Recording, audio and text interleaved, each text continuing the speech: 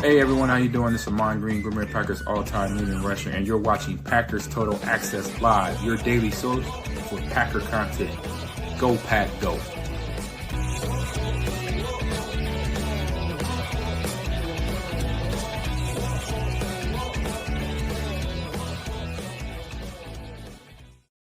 What's up, guys? Welcome into the Packers Total Access pregame show. My name is Clayton. You can check us out on packernet.com. Find me on Twitter at Packers_access. Joined alongside Jacob in Wisconsin. We got Tim in Green Bay to break down this Packers-Bengals matchup as we are just a little over an hour from kickoff. Hopefully everybody's had an awesome weekend. If you guys would, please hit that like, hit subscribe. If this is your first time tuning into PTA, welcome. Thank you for making us a part of your pregame festivities. We're not experts, not insiders. We're not media members. We're fans just like you talking Packers on the daily. So if you just stumbled across this stupid little show, make sure you hit subscribe and click that bell icon so you're notified every time we do go live. Gents, how we feeling, man? We just got the actives, or inactives, I should say, that just dropped. Before we dive into that, how y'all feeling about this game going in, man?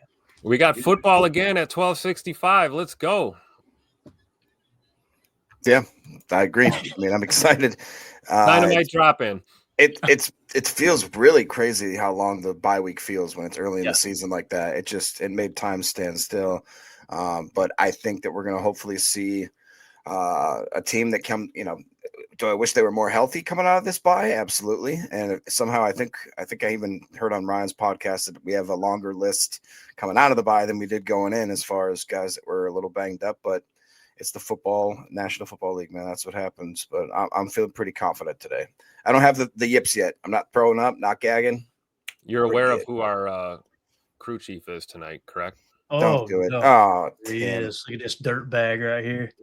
Why is it that presidents and officials always have to be 112 years old? I don't understand it. You know what I'm saying? Like, what are we doing as a country? What are we doing as a people, as a human race that we think, the guys who are going to make all the important decisions today are let's try to get them in the slowest point of their life. You know what I mean? It just doesn't make sense. So anyway, hopefully everybody is ready to dive into this. We're going to start with the inactives. Just came down the pike. Dominique Yates tweeted out, Packers announced kicker Brandon McManus with the quad is inactive. So Lucas, and I've heard this said about 6 different ways. Is it Havsarick? Is that how you guys have heard it?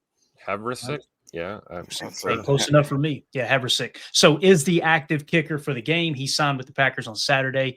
And then, of course, we got the entire inactive list here from Pete Doherty, who said Packers kicker Brandon McManus with the quad is inactive. So recently signed Lucas Havrasick is Packers kickers today.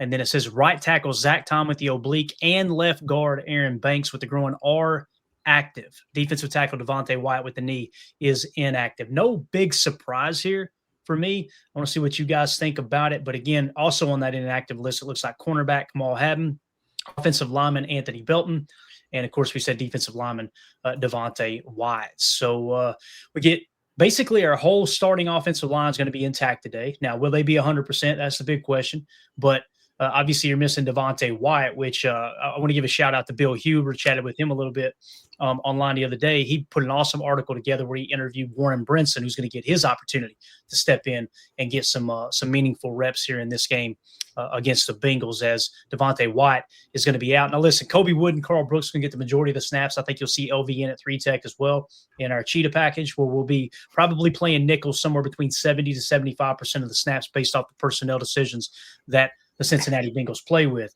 But Warren Brinson will get his crack at some meaningful reps today. Really excited about that. Let's just go down the line here, boys. What do you think about the inactive list here? Big Escalade, man. That was the one I was holding out hope for. Maybe that, I believe he's dealing with an ankle.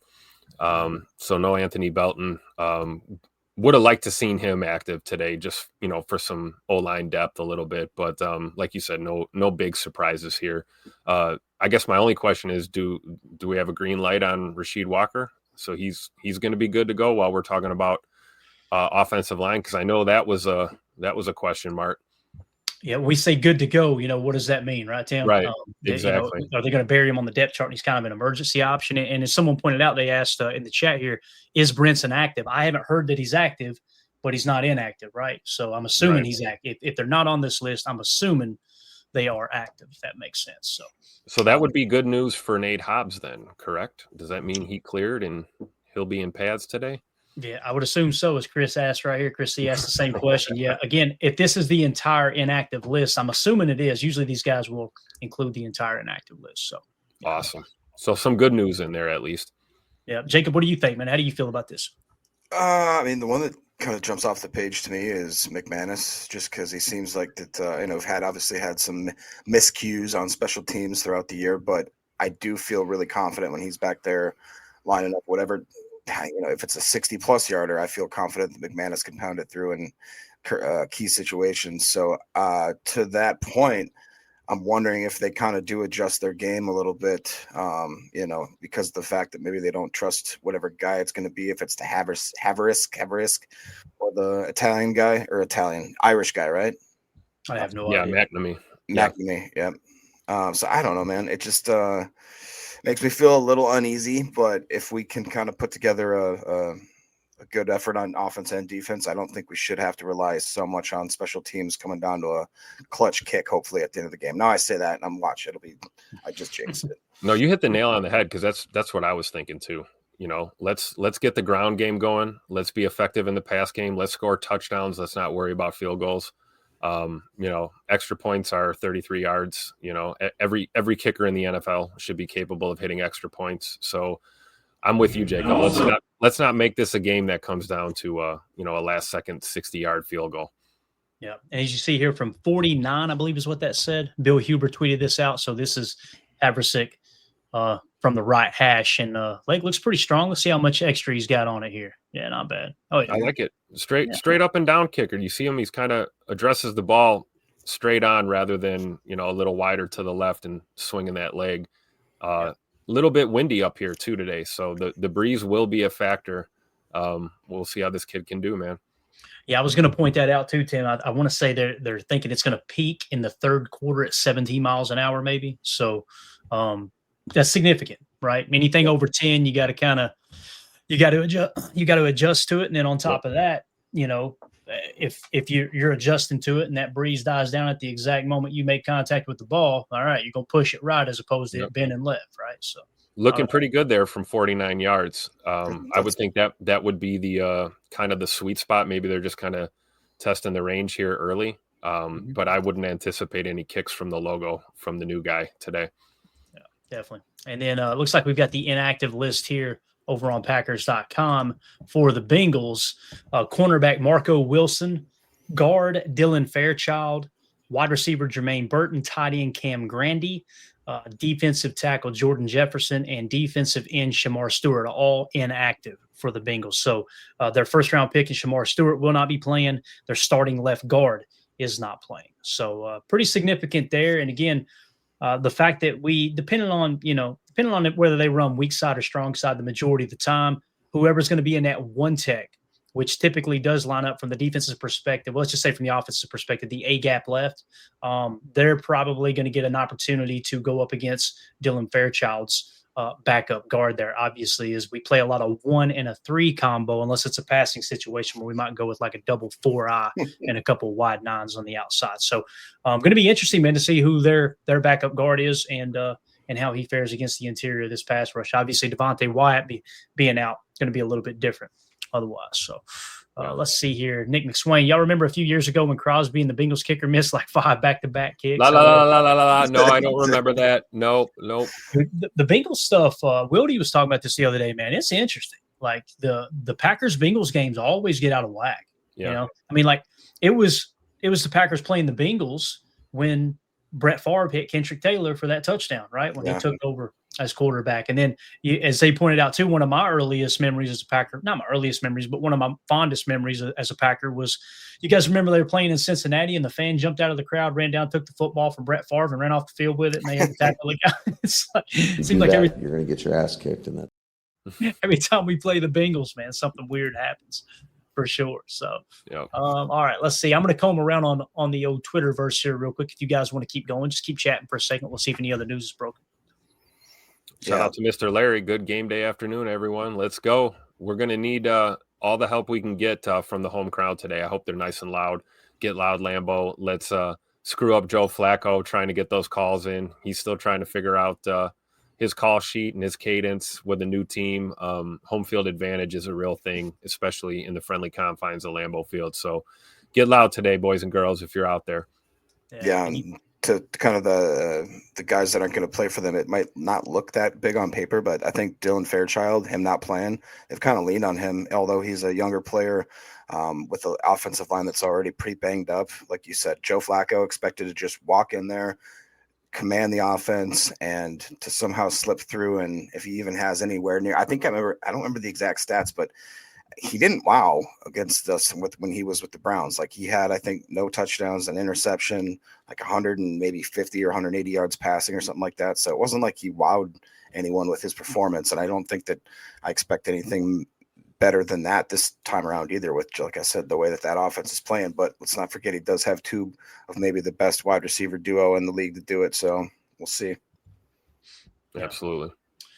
Yeah, so it looked like they did have a meeting of the minds there at midfield. You can see a video Bill Huber tweeted out of McManus, presumably not talking about the weather, is what it says. After a few minutes of talk, he walked over and hit from 50. Everyone now walking back inside as he had met, looks like, with Brian Gutekunst, Matt LaFleur, and the training staff. So I'm guessing he's probably trying to plead his case, hey, I can play. And they looked up and said, you know what, let's just don't even risk it. So that's what it kind of feels like. And you see here, it looks like the cloud coverage has cleared, Tim. We might get us a sun-splashed afternoon here in Green Bay. I think so. Big shout out to Big B there, hanging out on the east side of the stadium. I love it. Great seats there. It's looking like it's clearing up, which is great. But yeah, like we said, as the afternoon progresses, we get to that third and fourth quarter. You know, the old saying in Wisconsin, if you don't like the weather, wait 5 minutes, it will change. So I wouldn't be surprised at all if things got a little interesting with the wind and cloud cover later, but it looks beautiful out there. Wish I was there today. Yeah, definitely, man. It's a gorgeous day in Green Bay. It's always a gorgeous day to play football in Green Bay, though. So let's go around the horn real quick. I'm going to put you guys on the spot. Who do you guys think are set up to have a big day today? You know, if you had to pick, let's say our pick to click, right? Like let's start on offense. Who do you predict will have a big game for the Green Bay Packers? It could be any offensive player whatsoever. How do y'all feel about it? I don't care who goes first. I feel like Josh Jacobs gets himself kind of I feel like they're just going to try to go to him early and often, make the Bengals have to actually stop him. And if they don't, hopefully they don't take their foot off the gas, because it seems like he's been coming out a little bit, I don't say sluggish, but just like the holes haven't been there. But just seems like he's running hard still, putting maximum effort. So I want to see some of that pay off for him finally. I want him to hit that 100-yard mark, maybe a couple tugs, even if they get him involved more in the passing game. But I look for Josh Jacobs. Got it. Other than the obvious Jay Money, who I will say 100% of the time, every time, is going to have a great game on offense, I'm going to go with my boy, the one and only Romy Rome in the house. I think Romeo Doubs puts together another great performance, proves to be steady Eddie, like Jacob would say. And I'm anticipating, I don't know if I'll have 3 tutters again, but I think it's going to be a big day for Romeo Doubs out there in the offense. It seems to be the big talking point on offense is one portion of the fan base thinks that Jordan Love's going to have a big game, and then the other side is they thinking Josh Jacobs is, right. Listen, when you play a team like the defense that the Bengals has, pick which one you want to do. You know, I mean, that's just based off of what's happened up through the first 5 weeks of the season. But they've struggled to stop the run. They've struggled even more to stop the pass. Based off the weather there, obviously no rain in the forecast, should be gorgeous there. I don't think the wind will affect the passing game much. It could affect the kicking game a little bit. So this just kind of feels like the closer we get to the game, I'm kind of feeling like they're probably going to air this thing out on them a little bit. Sure. I would love to see maybe pass to set up the run. Yeah, but I would love to see Josh Jacobs kind of get going too. You use these type of games. That's why I understand what Jacob's saying. Use these type of games to get a guy kind of, off the schneid, if you will, right? I don't want to say he's struggled, but the offensive line struggle. This would be a good game to kind of tee off on their defense and really try to get the running game going as well. So absolutely. Yeah. We know the strength on their deep. Well, I don't know if I'd call it an absolute strength, but their best foot forward seems to be their safeties. We did the PFF kind of breakdown earlier this week. So something that you're right. If you've got a decent run game, you can soften up that secondary a little bit, get your safeties downhill. That gives you an opportunity to take those shots down the field. Yeah. Great point. Nick McSwain in the chat says, need to get Golden going. He hasn't been bad by any means, but would like to see a breakout game from him. Yeah, and that's when you're thinking about this too. Obviously, Christian Watson's going to continue to be out this week. You look at the wide receivers. Golden has statistically gotten better every week, right? It seems like every week they're amping it up a little bit more. Now, he took one away from Wicks last time we seen the Packers play against the Cowboys, obviously.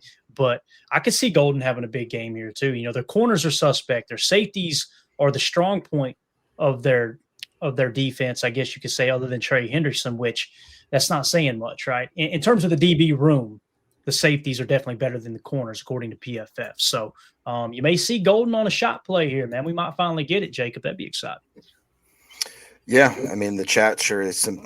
Josh A437 says Golden. I think he likes gold. We always talk about how he leads the league in separation, and if they finally do click, he can explode. I think that's a great point. Actually, I was just looking. Mr. Matthew Golden is slated at 42.5 receiving yards as far as his over-under. So that's kind of where they've been just hovering him for the last 3 weeks, is right in that early kind of lower 40-yard mark. All it takes is, he can get that in one catch. We've seen that from him. So I like what Tim said earlier about Rome. I think that he's going to be a little more involved this week. So I just think that if we can get the pass game going, it's so tough. Green Bay is so tough because it could just be, Wicks could randomly go off today and nobody would bat an eye. So it's one of those things we always talk about. It's a great problem to have that at any point we got one of 5 or 6 receivers that could absolutely have a day. So it's fun to see. Yep. And not to harp on it too much, but Matt Schneiden just tweeted out Lucas Havrasik good from 63 yards in warm-ups. With a lot to spare. Did you see that? Yeah. Tim, correct me if I'm wrong here, man. I'm trying to think, which way is the wind typically blow? Is it more of a crosswind at Lambeau, or does it like favor a swirl? It's like a swirl. It's like turn a fan on and stick it in a bucket. That's what the wind's like inside the lower bowl field level there at Lambeau. Jacob and I saw that at the last preseason game. We looked to the south end zone. You saw the flags blowing to the right. You look to the north end zone. The flags aren't even barely moving. It's just this weird kind of effect that you can get. But, 63 in warmups with plenty to spare is pretty good. Looks like he might have had a little wind at his back there. If you see at the end here, you can see the flag kind of blowing with him a little bit. But bottom line, kicking here with nobody running at you, it's a hell of a lot different than an in-game situation. Yeah. But hey, you never know. This may be an opportunity that if they feel like he's good from out there and we absolutely need one, maybe they do let him try. But I would anticipate as the game progresses, like you said, Clayton, with the forecast, if the winds are going to increase as we get through the afternoon, that will definitely be probably a contributing factor to how they make their decision, whether or not to send him out for anything, more than 50, 55 yards, Yeah. Correct me if I'm wrong, but that's the south end zone he's kicking into, right? Yep. Okay, kicking it right towards Ashwaubenon, baby. Look at that. That ball ended up in Ashwaubenon. For what it's worth, Bill Huber tweeted out the Bengals' Evan McPherson just hit from 64 to the south end zone, same end zone. So there's an early indicator. We're getting a little help going to the south, looks like. South.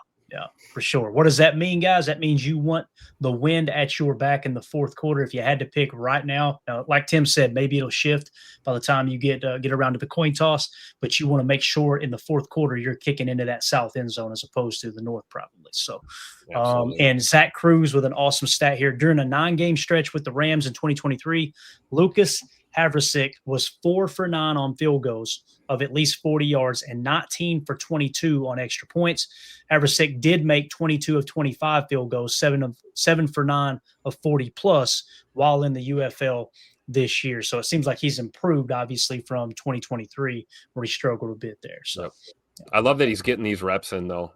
I'm sure they're giving him all the extra ones he can because, we always gloss over the other aspect of the kicking game, which is your long snapper and your holder, and getting your timing and your communication, things like that down with Danny Willian on the hold and knowing where he likes the ball on certain kicks, certain hash is a big thing, being that he's been a Green Bay Packer now for 25 hours or something like that. So the more reps we can get here pregame, I'm all for it.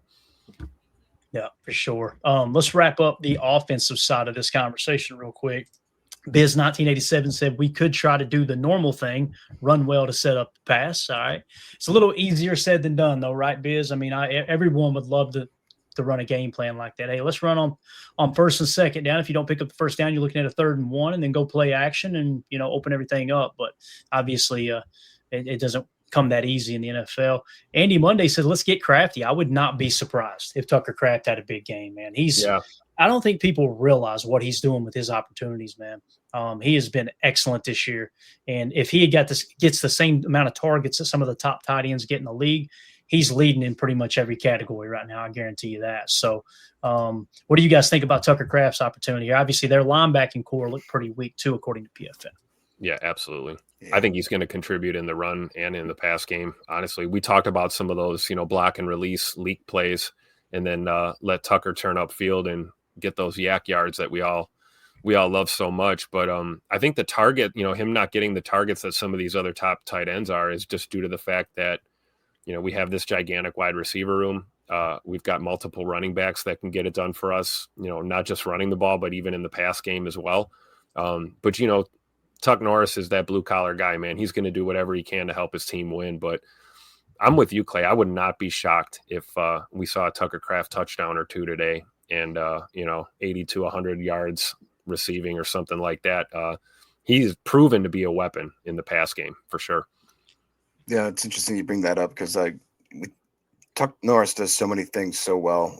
I think he's really underrated blocker, the way he helps out in the running game. And also we can see how acrobatic he is sometimes with some of the catches he does. It's really rare that he just gets a really easy catch. He catches in the numbers, you know what I mean? He's extending, he's leaping, he's doing diving catches in the end zone kind of thing. And like Tim said, the yak, I really just love watching him when he gets the ball, and he seems like he almost has like a supercharger, like you're playing a Nintendo game or something. And when he's at home and he gets that ball and he starts hearing that crowd roar, it seems like that just literally like supercharges him, like the old school 80s wrestlers where they'd like just powering up while they're mid slap, and to that point real quick, he's slated at 50.5 receiving yards, and that's the highest out of any of the receivers or tight ends. So no block, no rock. It's funny you mentioned the old wrestlers and how they got powered up, Jacob, because I think there was some illegal activities going on there as well. Don't ask Randy what's in his little chest. I tell you, every now and again, I just get on a little kick where I'm like, let's go find some Randy Savage videos on YouTube. Just a little. Yeah. I'm saying he did a little tooting. I think he did quite a bit of tooting, to be honest with you, man. So, speaking of tooting, H.E. Solder said, we really need Jenkins to have a day. This kind of goes hand in hand with what you were saying, Jacob. You want to get that running game going. I would love to see Elton Jenkins have an awesome game here today, man. That would be phenomenal if he could get cranked up and get that running game going there on the interior. Yeah, I agree. And we try to keep it positive on this podcast always, and then we kind of get to the point where it's like, if you see something, say something. Right. What is your analysis so far of Jenkins moving to that center spot? I thought it'd be the way they talked him up and everything. I thought it would be more of an easy fit, but to me, it feels like we're kind of experiencing some turbulence there. Am I crazy? He would have been dominant center, 4 years ago, and that's why I think he's been an above average center, in my opinion. Maybe even closer to average than above average. I don't think he's been bad, but when you're paying a guy that kind of money, you expect great play, right? And I think this is, like you said, we try to be positive, but if you see it, you got to say it. I think this is why Goody didn't want to give him any guaranteed money. He wants to be able to make the decision to move on next year if he struggles this year. And listen, I'm just going to say it too, and this may piss some of the Elton Jenkins fans off, but I really don't care. You skipped all off season, man, and you come in and the guys that are playing next to you have been banged up the whole time. So you've been without your guard, your starting left guard, right? So, which means that's created this turnstile over there at right guard. So you don't have that cohesion that you're looking for on the offensive line. Zach Tom out too. So that causes some things to shift around. So, if you want to look at it from that perspective, I can see that might be why he's struggling a little bit, but also, man, it's on him. He made a decision. He made a business decision. I'm not dogging him for it. Just pointing out the obvious. You skipped all off season. You come in, thought this was just going to be an easy thing to do, and you're kind of getting your ass handed to you a little bit. It's what it looks like, at least in the run game, in my opinion. So Yeah. I don't know if that answered your question or not. No, it didn't. And I think Nick McSwain makes a fair point too. If to play devil's advocate, he says the line has barely played together. I think that they all get better the more that they're healthy. I don't think I could argue with that. I would agree, and I would think Big E gets a little bit better progressively throughout the season too. We talked a lot about Micah too. Micah Parsons missed a lot of preseason program as well, and it's taken him a while to kind of get up to full speed. I'm assuming something similar there for Big E, but clearly I think Elton Jenkins is, if you asked him, he's probably more comfortable at left guard. I think that's where he would prefer to play. So moving him to center, we know he's capable. And I think Clayton makes a great point that, 3 or 4 years ago, if we had Elton in that position, he might have never gave it up and he would have just been our center and still would be playing center for us. But I got enough faith in him that I'm going to let him play his way through it. And I think if we get some continuity on that O-line, I think everyone will pick each other up and play will get better across the board. It's just been too inconsistent so far. Right. I do think they'll get better as the season goes along as well. And again, today would be a good get-right game. And notice that's not, oh, yeah, guys, this is going to be easy. No. If there's a game, though, where you want to go out there and, all right, guys, let's put the league on blast here. Let's put them on notice like, hey, look, we're getting our crap together. Last 2 games haven't gone quite the way we wanted them to, and this is the game to do that. Now, if we come out and try to throw it all over the yard, you can't dog the offensive line for maybe not having that consistency and getting the running game going if you decide, all right, we're just going to come out and pass a lot, right? So that's something else to take into consideration as well. So true. All right, let's talk defense. Jacob, I'll start with you. On defense, who do you think? What's the player that you think is just going to come out and have a great game today? Like, all right, this is the dude that I think he's due, or hey, he's playing great football. Who do you think, if you had to pick one player on defense that's going to show up and go, man, he showed up against the Bengals to get the job done? I mean, it's going to sound like the most boring answer ever, but after listening to the way that Parsons did his interview in the last couple of days, just him, I love the fact that he just seems like he takes full accountability of that defense almost personally. He talked about how he wants guys to come out and be pissed off. He said it like 5 times. He's like, I want to be pissed off. We just let 40 points go to a team. There's no excuse for that. And he said basically the last 2 weeks are unacceptable, that he wants to see the guys come back and have their state of mind kind of refreshed and revamped. And I think that it's kind of clear now that whether it's, a good thing or a bad thing, the Packers seem to be more of a home team type of I said, like, the vibes are better when they're at home. They just seem like they come out more, pumped up, piss hot, amped up, kind of, and I don't necessarily like that. I'd rather them almost, if they had to pick one of the two, I'd rather them be better on the road just for whatever reason. But I think that, I like what Josh says. X and Parsons need to step up and become kind of the leaders that they really are and just have that come to fruition.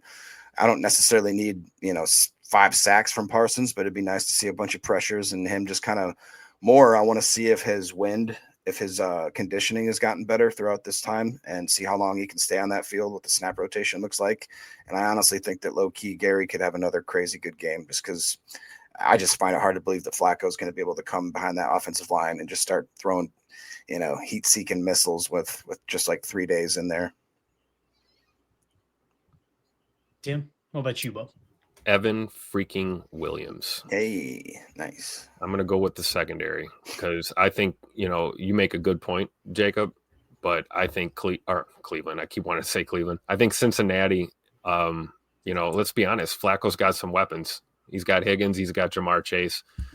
They're going to make an effort to throw the ball today. And I think it's going to come down to our secondary. I got a feeling 33 is going to give us a hell of a game. And then also Carrington Valentine in the supporting role. He's due for a big performance. So I'm looking at corners and safeties today, but definitely Evan Williams and CV are on the mind for sure. Got it. Dave C in the chat says Xavier McKinney is due. Completely agree there. So we'd love to see him step up. Coach Lynn says Cooper, along with J. Cole, says Edgerrin Cooper. It does kind of feel like Edgerrin Cooper's due for a big game. That would probably be my pick here. Because, again, I don't think they're going to look to throw the ball, just take deep shot after deep shot, although they do have Jamar Chase, who has battled illness all week. It sounds like he's probably going to play. Obviously, he wasn't on the inactive list, so he is playing. But I could see it being something that maybe Cooper stands out in coverage at that midline. The fact that they'll probably looking to check it down quite a bit, get the ball out of Flacco's hands pretty fast. So if he does try to hammer a slant or a dig there, I'd like to see Cooper get an interception today. That would be absolutely awesome. That'd be awesome. Kind of like the Especially Seattle. when we talk about the cheetah package. We might see a little bit of the cheetah package today. I mean, you're going to need your backers to be on their P's and Q's, right? Yep. Great opportunity for Edge Coop. Yeah, no doubt about it. And speaking of Xavier McKinney, I know somebody mentioned him in the chat. Packers just tweeted out this video. X out there warming up. He's good to go. Obviously sponsored by Tiki Brand. But, yeah, Brandon Dowd in the chat says, X need to make some plays today. Flacco will be throwing quickly, so pass rush may be neutralized. And that's the thing, too. The way that you neutralize that is to play aggressive, play bump and run, right? If you want to go man cover to Chevy. I want to see a lot of cover 6 look today. I think it's time to get your cover 6 out there on the field, get that on the tape now so we can maybe steer back around to some of the cover 3 looks later on. Just try to confuse Joe Flacco in that regard. I was amazed at Sports Talk this week how there were people that seemed to think that Joe Flacco just cut us up when he played us against when he was with the Browns. It was not the case at all. He struggled all game long. So I don't think it's going to be something where he's going to be a true difference maker in the game. However, you just can't overlook this opponent, man. Obviously, you can't do it. So no. Hopefully, we learned our lesson in that Cleveland game. We might have been a little guilty of chalking that one in the dub column a little too soon. So hopefully, we learned our lesson. Yeah, definitely. All right, y'all want to go around the league real quick, get an update on what's going on in the rest of the National Football League? That sound good? Yes. All right. So obviously we got a few games that have a little bit of a impact on the Packers season here. We'll start to dive into them. So let's just go around the horn real quick, starting off with the Cardinals at the Colts. Let me make sure this is up to date real quick. I apologize. Just want to make sure. Okay, there we go. Now we're up to date. So Cardinals at the Colts, it's tied 24-24. There's 9 minutes left in that ball game there. So it looks like that's going to come down to the wire. Now, listen, the Cardinals, they're not even playing Kyler Murray today. So obviously they're trying to rest him up. Maybe they'll get him back next week for the Packers matchup. Hopefully that doesn't happen. Also, I think Marvin Harrison Jr. might have left this game with a concussion.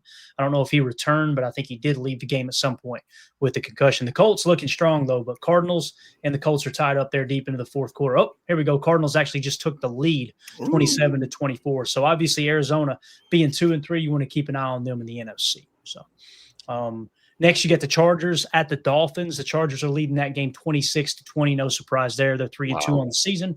And the Dolphins are sitting at 1-4, staring 1-5 right in the face. So it's just wild, man. I remember when Coach McDaniels was he was the darling of the league. You remember that, Tim? He came in and listen, man, what he done in the running game, revolutionizing the running game on his coming up in the game of football and coaching is phenomenal. It's so many things that are implemented in many offenses across the league right now. But boy, oh boy, he's kind of proven he's not a head coach, Yeah, it's tough. And then, losing Tyreek Hill doesn't help you either. It goes from bad to worse. It seems like one of those years. Looks like Dolphins are well on their way to a 4 or 5 win season or something at the rate that they're playing now. But any given Sunday, you never know. And looking at the Chargers too, we've seen them look really good, and then we've seen them look cheeks too. So it's really difficult to kind of judge. Still time left in that ball game. You never know. Yeah, definitely. All right, next you got the Patriots at the Saints.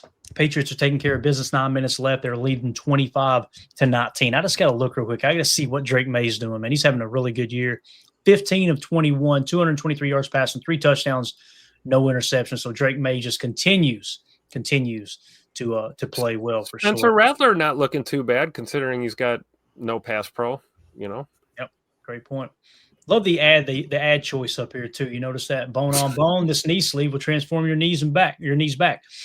What have I been complaining about, guys? The old hip and the knee. They're listening. They're always listening. So, there you go. What do you think about Drake May, Jacob? This seemed like the Patriots got their next franchise quarterback, man. Yeah, I think that he's maybe one of the more underrated young players in this league.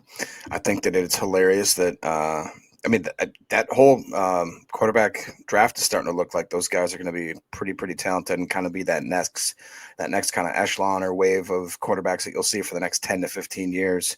As we see like the Joe Flacco's and the Aaron Rodgers and those types of players fading away, you see this new era of quarterbacks coming in.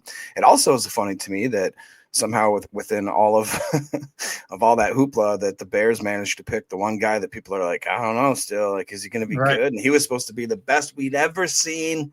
He was supposed to literally crap gold and everything's great. So I'm not gloating yet. He's still young. He could definitely become a good player, but it's starting to just look like we just know the type of player he is. But I don't know, man. What do you think about all that stuff, Tim? I don't. It's the NFL, and every time I think I got it figured out, I'm reminded that I don't know what the hell I'm talking about. So That's the smartest thing ever said on this show, Tim. I'm telling you right now. It's so true. It's so true. So Pittsburgh is leading the Browns 23-6 in Pittsburgh. Now Aaron's got those boys at 3. Aaron Rodgers is washed. I don't know if you heard. He's washed, guys. PFF had him ranked as the 34th highest graded quarterback. And you look at his numbers, like he just continues to do this 19 of 28, 224, couple touchdowns, protecting the football, no interceptions. And DK Metcalf having a hell of a year, 4 catches, 95 yards, and a touchdown on the day. They're taking care of business there against the Cleveland Browns. Dylan Gabriel taking over, obviously, for Joe Flacco, who got traded to the Bengals, who we'll see today. 22 of 34, 154 yards, no touchdowns, no interceptions. To me, Dylan Gabriel looks the part. He looks like he's going to be – he's got a chance to be a good starting quarterback at the NFL level. We'll see what happens, though. So Quinshon Judkins looks like Pittsburgh really keyed in on stopping him today, only 8 carries for 22 yards. Of course, when you're down by more than 2 scores, it's hard to stick with the run, So absolutely. All right, moving along. Cowboys at the Panthers. This one's going to come right down to the wire, guys. There's 8 minutes left. It's tied 27-27. Dak Prescott, 22 of 31 so far, 269 yards passing, 3 touchdowns, no interceptions. He's quickly becoming a top 3 candidate for the MVP. Dak Prescott is playing phenomenal football in Dallas. Carolina not looked too bad today. Bryce Young, 14 of 19, 174 yards, 3 touchdowns, 1 interception. Rico Dowdle. Jacob, that sounds like somebody that works the door at the club up there, bro. 25 carries, 158 yards on the day, so they are sticking to the run. Why is this important? We're going to have the Panthers coming up here real soon, but this one coming right down to the wire here, Jake.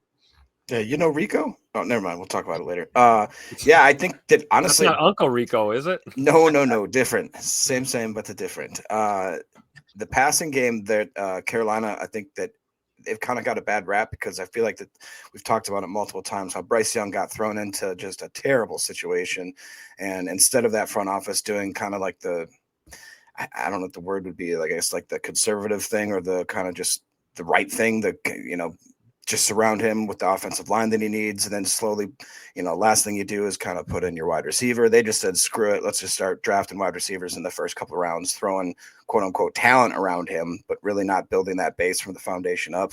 And I think that he's caught a bad rap for it, but you can see that he has the talent. I think that a lot of people thought he was the most talented quarterback in that draft. And so I think that maybe his second half of his career might be a little more positive than the first half. But yeah, as much as I hate to admit it, Dak Prescott does look like that he is definitely leading that MVP candidate race, which pains me to say immensely. Yeah. And again, when we played the Cowboys, that portion of the fan base was like, I can't believe we made George Pickens look better than he is. Today, guys, 9 catches, 168 yards, and a touchdown. George Pickens starting to step into his own here. Tim, are you concerned about the Cowboys? Do you think the Cowboys are going to be one of those teams we look up at the end of the year? It's like, damn, they're on a run. They won 13 games or something like that. Yeah, I do. I think that's possible. And I also think them crapping the bed and backsliding towards the end of the year is totally possible as well. And honestly, I mean, I feel the same way about Carolina. This is a great example of here, like, a team is not their record. These might be 2 teams that could be worse than we think they are or better than we think they are. I think the fact that Carolina is even in this ball game right now says a lot about them. And, not to mention, before you know it, they're going to be visiting Lambeau Field. So something to keep an eye on. It shows you take no team for granted, regardless of their record or their situation. Today's game against Cincinnati is a great example of that too. On paper, we should beat the absolute dog crap out of the Bengals, but this game is played on the field, not on paper. So, Dallas and Carolina are reminding us of the old any given Sunday adage right here, post game. Can I share something quick? One, Fishy Things just joined late, and he says, I went to the wrong live. And I was like, what does that mean? And then he said, I was sitting around waiting, like, where are they? Meaning he went to the post-game show feed. Gotcha. He's just sitting there waiting like a kid for the bus that never shows up. The other thing that I thought is interesting, when we started this this podcast, so what now, 40 minutes, Josh Jacobs over under on Prize Picks was at 70, jumped to 72, jumped to 74, and now he's at 82.5. See, I'm telling you, boys, we have an impact. There, people are watching in Vegas. That's exactly what I was going to say, Clayton. It's funny you say that because Pat McAfee obviously has a huge platform. When they would pick people, you would see the line really shift. You know, obviously, we were joking, by the way. There's somebody going to go, wow, they think they've arrived. Come on. Don't worry, nobody's listening anyway. Exactly, Bob. Exactly. So, yeah, it's funny though watching him react to that because they were like, "Holy cow!" Since they had mentioned X player or whatever, right? Insert player's name, their line shifted. I mean, it went nuts on FanDuel one day, which is wild to think about. That's way more power than I would ever want to have for sure. So, all right, Seahawks at the Jaguars. We're obviously Jaguars fans in this one. There's 7 minutes left. The Jaguars have the ball. They're trailing 20-12. Sam Darnold, another great day. Looks like 14-23, 222 yards passing, 2 touchdowns, no interceptions. Trevor Lawrence getting him a run for his money too, 24-35, 238 yards passing, 2 touchdowns here well within the fourth quarter. Looks like they've done a good job stopping Jacksonville's run. And really both teams have kind of contained the run really, really well. Jackson Smith and Jigba, 7 catches for 150 yards and a touchdown for the Seahawks. And then on the opposite side, Brian Thomas Jr., another great young wide receiver, 8 catches for 90 yards and a touchdown as well. So you want to keep an eye on that one because the Seahawks are 3-2, obviously in the NFC, and could have playoff implications for the Packers on down the road there as well. Maybe Fabio will give us another one of those impressive game-winning runs for a tutter like he did last week, right? Yeah. No doubt. I look at that game and I see the difference because, like you said, the 2 quarterbacks playing pretty good, although it looks like Trevor took 6 sacks already. So that's a big difference maker there. Yep. Looks like it's 2nd and goal for the Browns right now. It's still 23-6. Not that it matters too much, but I kind of like watching Aaron Rodgers from a distance. You know what I mean, man? Just kind of keep up with what the old man does. I'm still rooting for a Packers-Steelers Super Bowl. That would be absolutely awesome. Hell yes. Let's go. Did you guys get kind of emotional? I can't remember if it was last week or the week before where Rodgers at the end of the game was looking for Jonesy. And he's like, where is he? Where is he? And then they met and hugged. I was just like, oh, man, that hit me right in the feels. Yeah, and if you guys and he said, I love you, Jonesy, but not enough to go be quarterback in Minnesota. Right. And the cool thing about that whole friendship, when they drafted Aaron Jones has told this story, and he got emotional talking about it. He said that Aaron came up to him. They were just a few weeks into the season or whatever, right? And he came up to him and said, hey, man, I just want you to know you're one of my favorite people in this organization. He told Aaron Jones that. And he's like, man, what that did for me and getting my career going, because, you know, you're drafted a little later, and obviously they took Jamal Williams? They took that same year as well. Mm-hmm. So you're second guessing yourself, and a young player, man, sometimes that's the difference between a player living up to his expectation and not, is maybe not having that confidence you need to go out there and just play free. And that's what Aaron did well. And it's funny because the mainstream media always made him out to be this evil person, this bad teammate, all this stuff. It was just hilarious because when they asked their teammates that are not named Greg Jennings or Jermichael Finley, everybody loves him, right? So it's just funny how that works for sure. So Rams at the Ravens. So the Ravens obviously are not playing Lamar Jackson. There's only 2 minutes left in this one. It's all but over. Rams came to play 17-3. The Rams are going to get this win. They got the ball. They're going to improve to 4-2. Matthew Stafford was 17-26 for 181 yards and a touchdown. Looked like they just they recognized early in this game the Ravens weren't going to be able to move the football very effectively without Lamar Jackson. So they just that's what I'm talking about. Playing the game in front of you. Don't try to get too cute. Listen, if the other team struggles to score, they can't move the ball, Tim, then just control the clock, get enough points to win the ball game, get the hell out of there, man. Yeah, and you got everybody in Baltimore right now saying playoffs? Don't talk about it. Playoffs? You kidding me? Playoffs? I just hope we can win a game. Another game. Tim, they were a darling going into this year too, man. I mean, now you look up and they're sitting at 1-4, about to be 1-5. That's just wild. Jacob, did you have that on your bingo card this season, man? Yes, clearly. I knew it was gonna. No, obviously not. I think was that AFC North. That might be the most surprising hierarchy of where the teams are at this point. Looks like that the Steelers are going to pull out another win. So what would it be? Pittsburgh and is Cleveland would end up. Have they played the Ravens yet? Who has the tiebreaker there? Because they'll both be one team wins, question. right? I think that's how it works. I think they played them once. I think they did play them in week 1, I believe. But yeah, like you said, I mean, obviously not having Lamar is going to completely transform what that team does. It just completely transforms. And we always talk about how no team is one player away. It gets a little dicey when you start talking about a quarterback and what they do is just as far as being such an absolute lethal weapon, a double two-headed monster like Lamar is. I haven't worried about him passing game and the run game. It's going to be interesting to see how they bounce back, if they can bounce back whatsoever. I mean, you look at Derrick Henry still, he's doing his thing, but they got to feed him 24 times to get 122, no touchdowns. It's just, you can't really win, like you said, doing that. That's a great point, Jacob, especially when you take a quarterback like Lamar, can beat you with his arm and his legs. That's a huge facet of your offense. I can see how Baltimore's entire game plan had to be shifted when you don't have Lamar under center. Yeah, I don't think Cooper Rush is going to light anybody up with 35-yard scrambles or anything. So Right.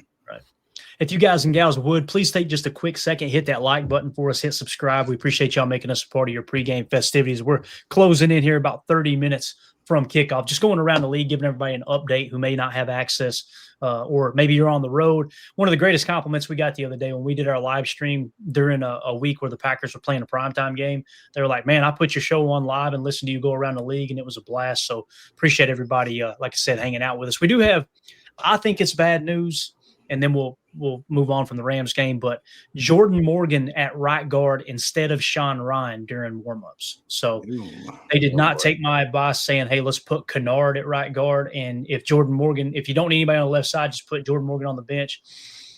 I just don't like Jordan Morgan on the right side, man. I hope they don't continue to hurt his confidence. But then again, if I'm trying to think positive, maybe this is the game where he comes out and puts it together. Let's hope that's the case. But also in this game, if you looked at Derrick Henry's stats, if you just looked at Derrick Henry's 24 carries, 122 yards, you probably think, oh yeah, the Ravens are probably winning this game. The fact that they're losing by 14 points with the running back, it's a perfect example of I'd much rather win games than worry about the stat column. Our running game struggled a bit this year.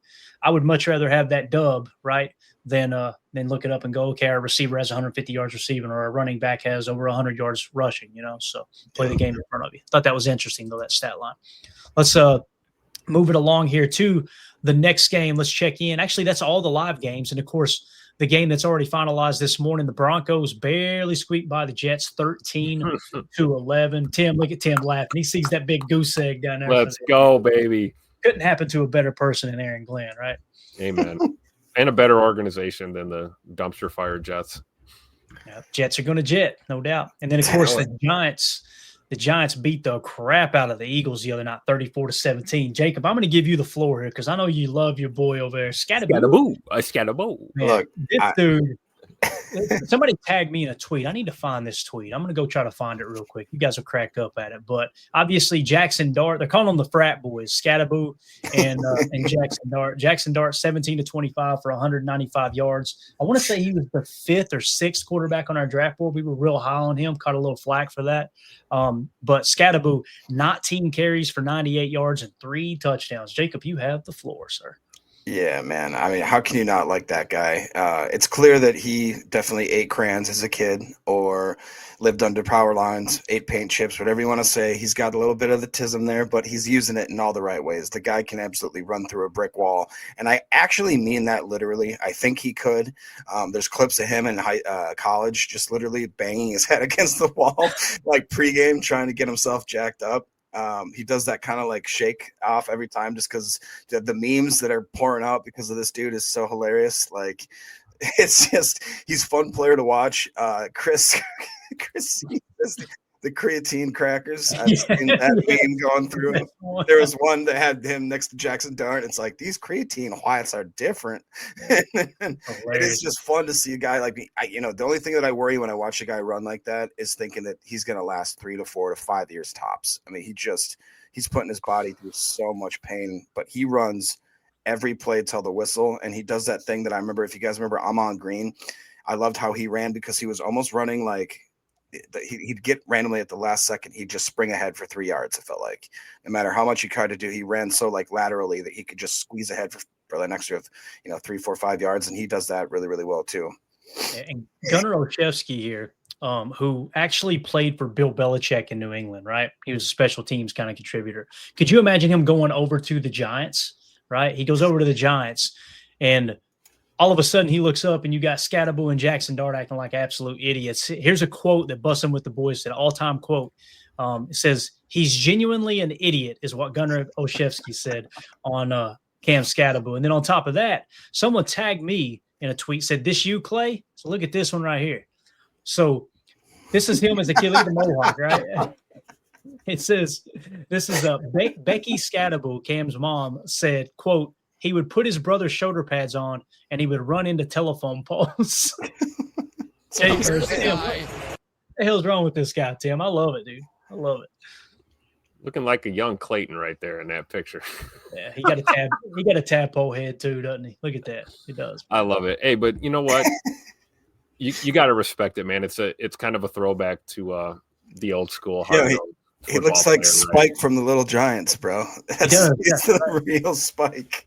Yeah, whoever this is, Wet Bulb the Immortal, tagged me in the tweet, said, "This you, Clay?"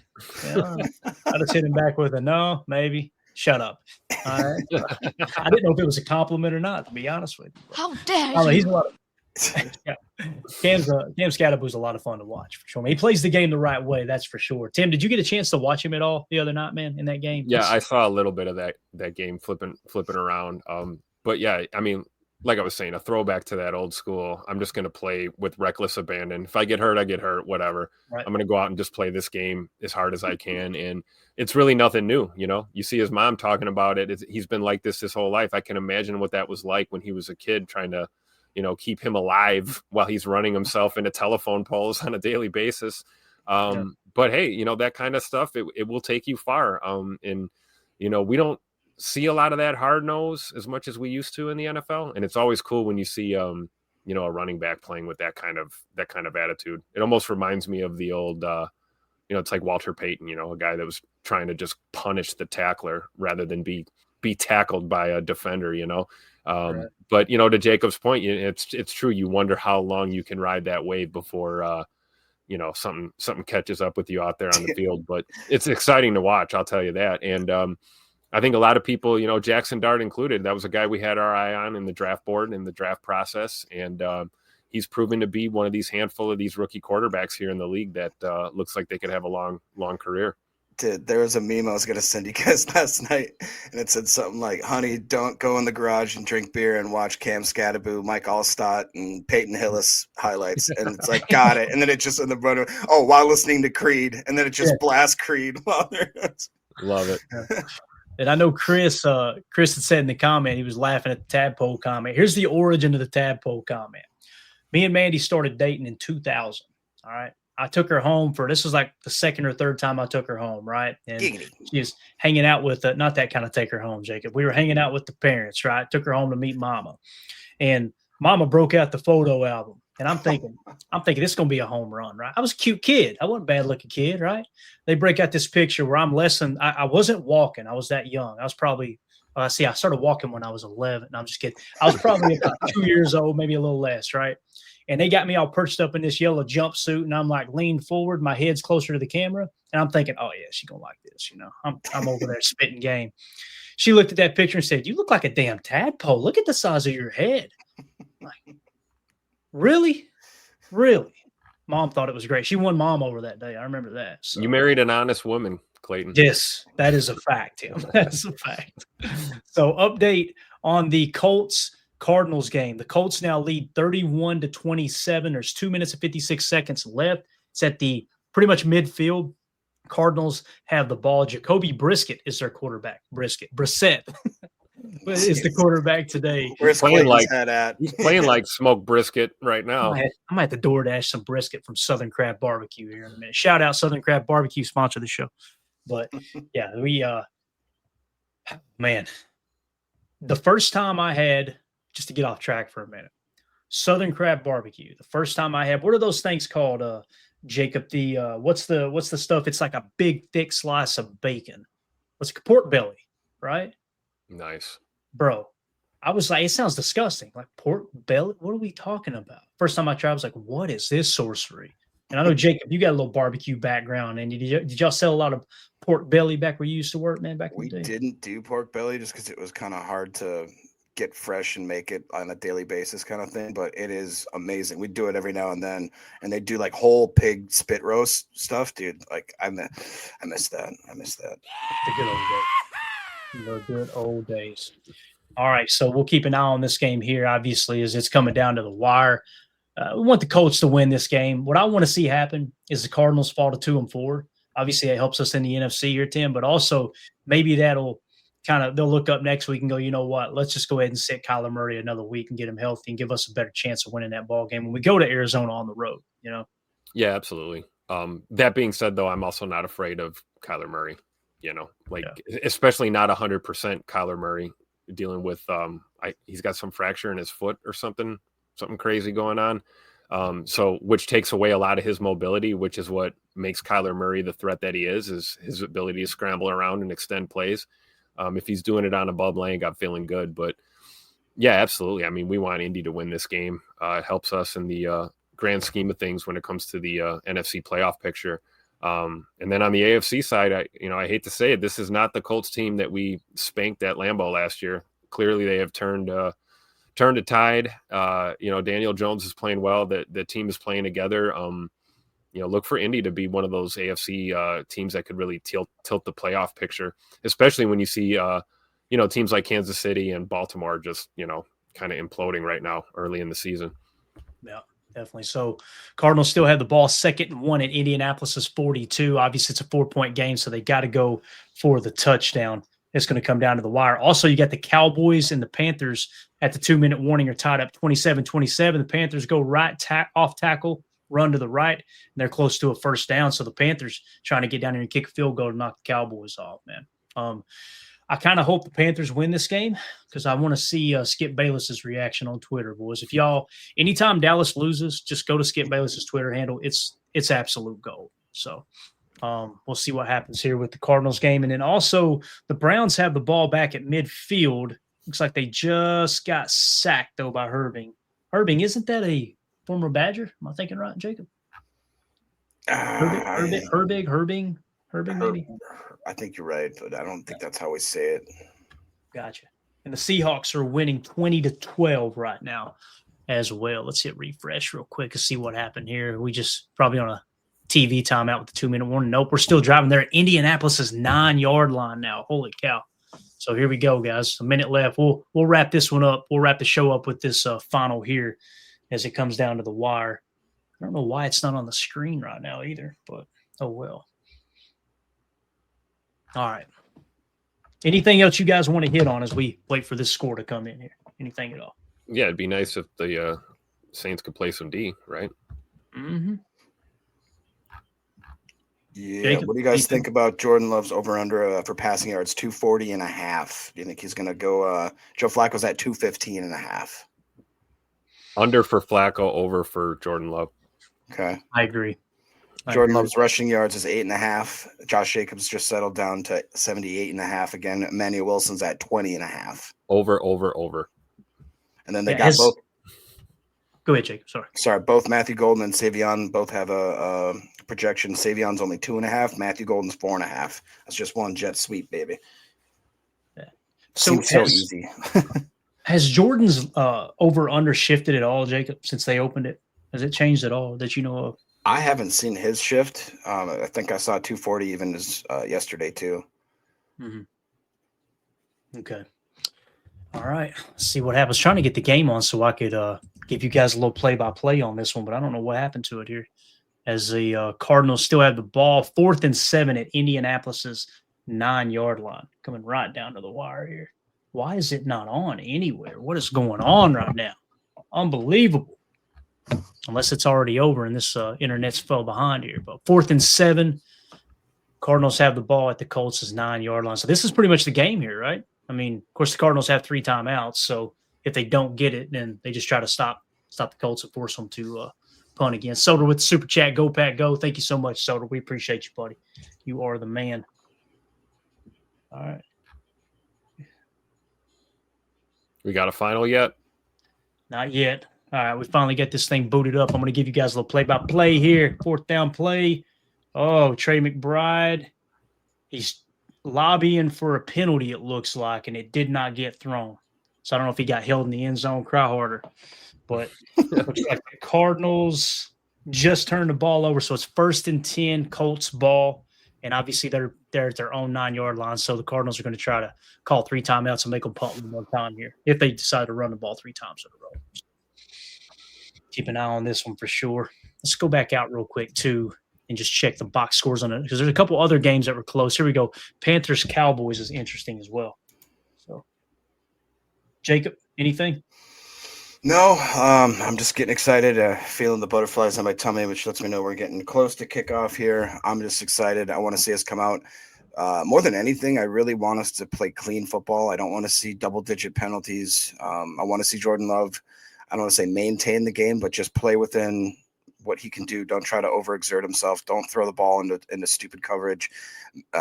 Keep that one interception at one interception. Get in and out. If you even have to, if it's 200 yards passing, a couple tuds, if it's a quiet, day, I want to see him use his feet when he can. And then that defense, I need the defense to turn around and make a statement game. Like Micah Parsons said, that take it personally.